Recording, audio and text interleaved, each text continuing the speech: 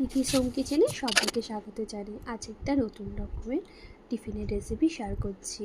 প্রথমে দেখো আমি প্যানের মধ্যে তেল আর বাটার দিয়ে দিয়েছিলাম, তারপরে ওর মধ্যে আদা কুচি, লঙ্কা কুচি, টমেটো কুচি একসাথে দিয়ে ভালো করে নাড়িয়ে গ্রেট করে রাখা আলু আর গ্রেট করে রাখা চিজ দিয়েছিলাম। তার মধ্যে পরিমাণ মতো হলুদ গুঁড়ো, লঙ্কার গুঁড়ো, জিরে গুঁড়ো, একটু ভাজা মশলা অ্যাড করে ওর মধ্যে ব্রেড ক্যাম দিয়ে দিয়েছিলাম।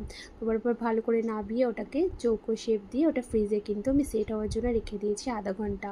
কিছুক্ষণ পর আমি দেখো একটা প্যানের মধ্যে আমি কর্নফ্লাওয়ার আর ময়দা নিয়েছি, ময়দাটা মোটা করে একটু কোডিং করেছি। এবার দেখো চৌকো করে করে ওটা কোডিংয়ের মধ্যে দিয়ে ব্রেড ক্যামের মধ্যে ভালো করে কোট করে ওটাকে ভালো করে ভাজতে হবে।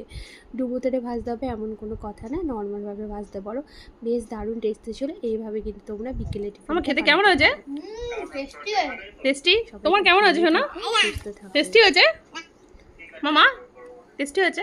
হ্যাঁ, অনেক টেস্টি হয়েছে।